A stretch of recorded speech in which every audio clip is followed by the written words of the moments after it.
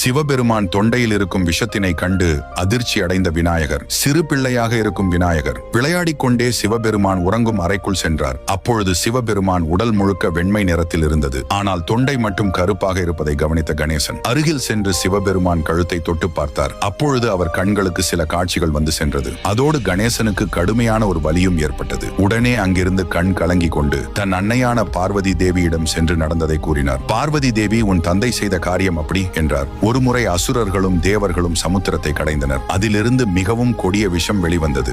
அப்பொழுது அனைவரும் தங்களை காத்துக்கொள்ள உன் தந்தையை நோக்கி பிரார்த்தனை செய்ய உன் தந்தையும் அந்த விஷத்தை பருகினார். அது வெளிவந்தால் உலகம் இருளில் மூழ்கிவிடும் என்பதால் அதனை தன் தொண்டையிலேயே நிறுத்தி வைத்தார்.